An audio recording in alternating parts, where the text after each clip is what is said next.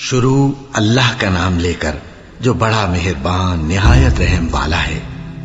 الف لام میم، یہ کتاب یعنی قرآن مجید، اس میں کچھ شک نہیں کہ اللہ کا کلام ہے، پرہیزگاروں کے لیے رہنما ہے جو غیب پر ایمان لاتے اور آداب کے ساتھ نماز پڑھتے اور جو کچھ ہم نے ان کو عطا فرمایا ہے اس میں سے خرچ کرتے ہیں، اور جو کتاب اے پیغمبر تم پر نازل ہوئی اور جو کتابیں تم سے پہلے پیغمبروں پر نازل ہوئیں سب پر ایمان لاتے اور آخرت کا یقین رکھتے ہیں۔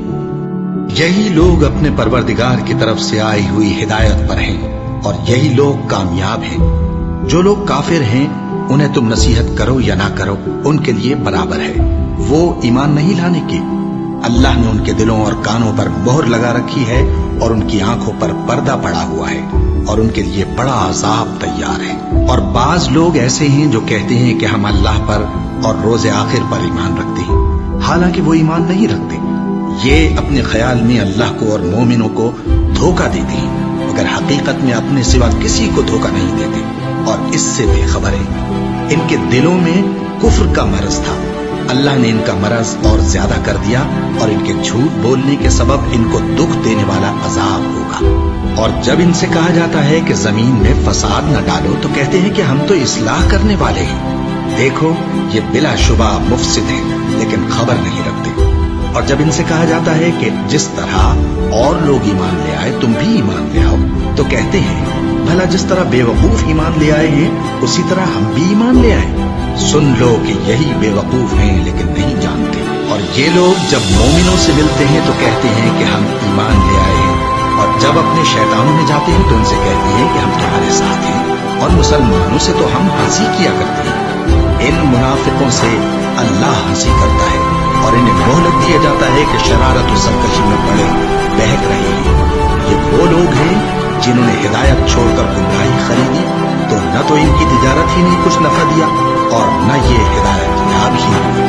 ان کی مثال اس شخص کی سی ہے جس نے شب تاریک میں آگ جلائی، جب آگ نے اس کے ارد گرد کی چیزیں روشن کی تو اللہ نے ان لوگوں کی روشنی زائل کر دی اور ان کو اندھیروں میں چھوڑ دیا کہ کچھ نہیں دیکھتے۔ یہ بہرے ہیں، گونگے ہیں، اندھے ہیں کہ کسی طرح سیدھے رستے کی طرف لوٹ ہی نہیں سکتے۔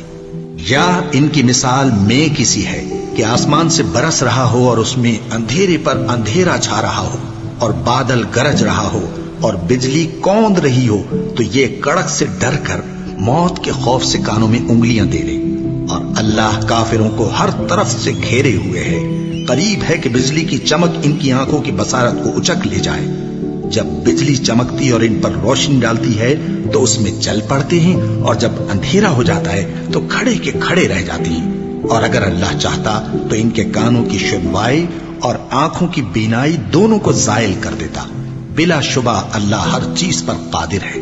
لوگوں اپنے پروردگار کی عبادت کرو جس نے تم کو اور تم سے پہلے لوگوں کو پیدا کیا تاکہ تم اس کے عذاب سے بچو، جس نے تمہارے لیے زمین کو بچھونا اور آسمان کو چھت بنایا اور آسمان سے مے برسا کر تمہارے کھانے کے لیے انواع و اقسام کے میوے پیدا کیے۔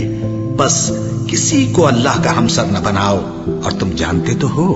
اور اگر تم کو اس کتاب میں جو ہم نے اپنے بندے پر نازل فرمائی ہے کچھ شک ہو تو اسی طرح کی ایک صورت تم بھی بنا لاؤ، اور اللہ کے سوا جو تمہارے مددگار ہوں ان کو بھی بلا لو اگر تم سچے ہو۔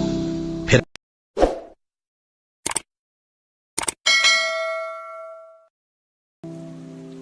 ہوں گے اور جو کافروں کے لیے تیار کی گئی ہے۔